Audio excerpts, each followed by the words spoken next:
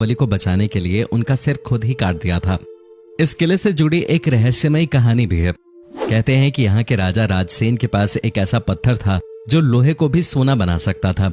इस रहस्यमयी पत्थर के लिए कई युद्ध भी हुए, लेकिन राजा हार गए तो उन्होंने उस पत्थर को किले के ही एक तालाब में फेंक दिया। इस पत्थर को कई लोगों ने खोजने की कोशिश की, लेकिन कामयाब नहीं हो सके। कहते हैं कि इस पत्थर की हिफाजत एक जिन्न करता है। भारत को अपने इतिहास के लिए जाना जाता है, जिसमें पर्यटक किले और महल देखने के लिए आते हैं। लेकिन जरा सोचिए कि कुछ 50-60 लोगों का समूह किसी जगह को देखने के लिए आए और अचानक वहां से गायब हो जाए तो क्या हो।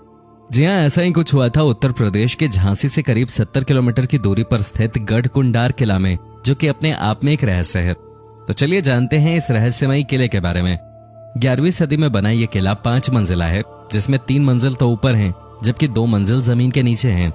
हालांकि ये किला कब बना और किसने बनवाया, इसके बारे में कोई जानकारी नहीं है, लेकिन बताया जाता है कि ये किला 1500 से 2000 साल पुराना है। यहाँ चंदेलों, बुंदेलों और खंगार जैसे कई शासकों का शासन रहा। यह किला सुरक्षा की दृष्टि से बनवाया गया एक ऐसा बेजोड़ नमूना है जो लोगों को भ्रमित कर देता है। किला इस तरह बनाया गया कि ये 4-5 किलोमीटर दूर से तो दिखता है, लेकिन नजदीक आते आते ये दिखना बंद हो जाता है। जिस रास्ते से किला दूर से दिखता है, अगर उसी रास्ते से आप आएंगे तो रास्ता किले की जगह कहीं और ही चला जाता है, जबकि किले के लिए दूसरा रास्ता है।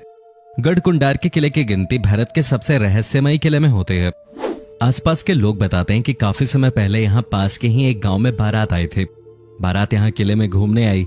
घूमते घूमते वो लोग तलघर में चले गए, जिसके बाद वो रहस्यमयी तरीके से अचानक गायब हो गए। उन 50-60 लोगों का आज तक पता नहीं चल सका। इसके बाद भी कुछ इस तरह की घटनाएं हुई, जिसके बाद इस किले के नीचे जाने वाले सभी दरवाजों को बंद कर दिया गया। ये किला किसी भूल भुलैया की तरह है। अगर जानकारी न हो तो इसमें अधिक अंदर जाने पर कोई भी दिशा भूल सकता है। किले के अंदर अंधेरा रहने के कारण दिन में भी ये डरावना लगता है।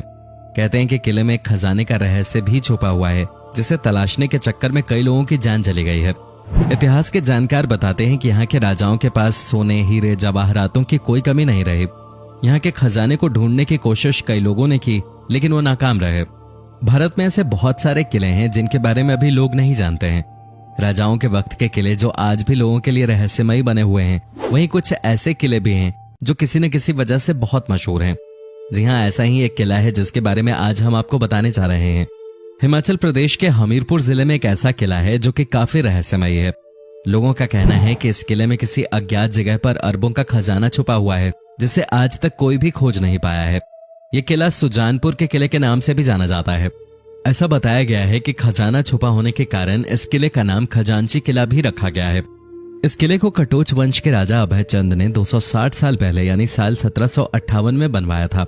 उसके बाद यहाँ राजा संसार चंद ने राज किया। कहा जाता है कि इस किले में आज भी राजा संसार चंद का खजाना मौजूद है, लेकिन आज तक इस रहस्य से पर्दा नहीं उठ पाया है और न ही कोई भी व्यक्ति खजाने तक पहुंच पाया है। ऐसा माना जाता है कि किले के अंदर ही एक 5 किलोमीटर की लंबी सुरंग है, लेकिन इस सुरंग के अंतिम छोर पर आज तक कोई भी नहीं पहुंच पाया है। रास्ता तंग और अंधेरा होने के कारण इस सुरंग में 100 मीटर से ज्यादा अंदर जाने की कोई सोचता भी नहीं है और न ही किसी की हिम्मत होती है। आसपास रहने वाले लोगों का यह भी कहना है कि रात में किले से अजीबोगरीब आवाजें आते हैं। उनका मानना है कि खजाने की रक्षा किले में मौजूद रूहानी ताकतें करती हैं, इसलिए इसका कोई पुख्ता सबूत किसी के पास नहीं है।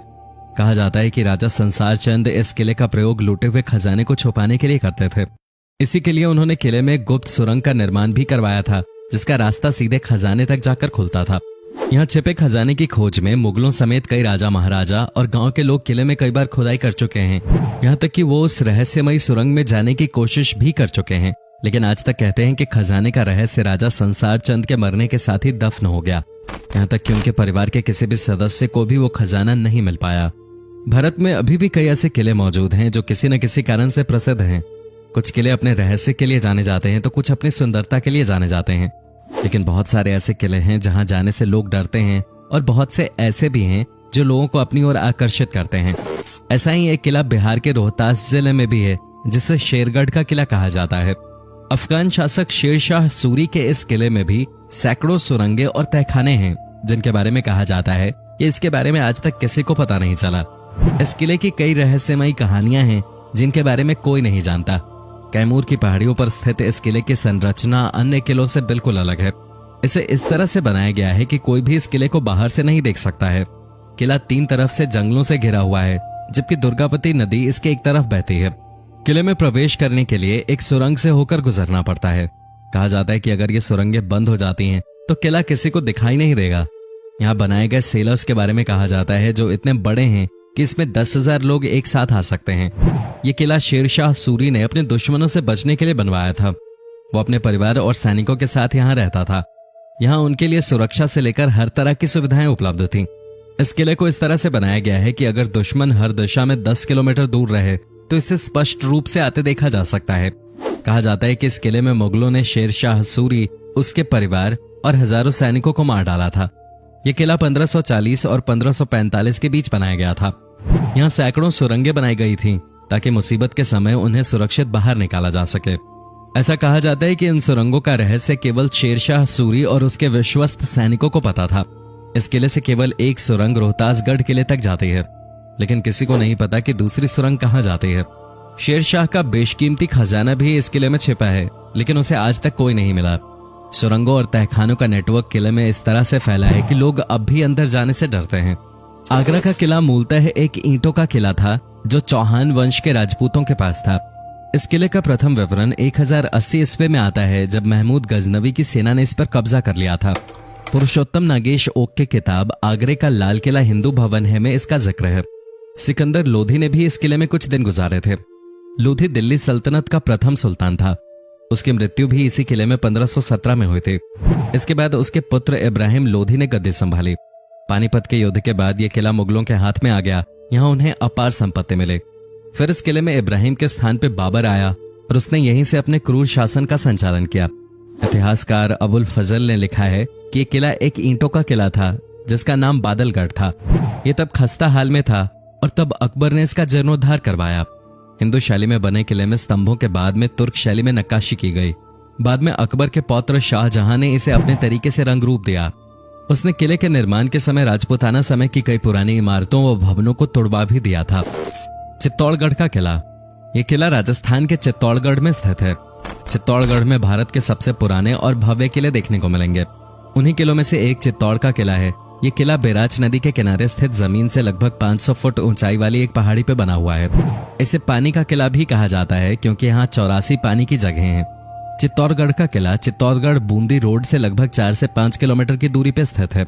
इस किले में 7 दरवाजे हैं जिनके नाम हिंदू देवताओं के नाम पे पड़े हैं। प्रथम प्रवेश द्वार पैदल पोल के नाम से जाना जाता है, जिसके बाद भैरव पोल, हनुमान पोल, गणेश पोल, जोली पोल, लक्ष्मण पोल और अंत में राम पोल है जो सन 1459 में बनवाया गया था। किले की पूर्वी दिशा में स्थित प्रवेश द्वार को सूरज पोल कहा जाता है। इस किले में कई सुंदर मंदिरों के साथ साथ रानी पद्मिनी और महाराणा कुंभा के शानदार महल हैं।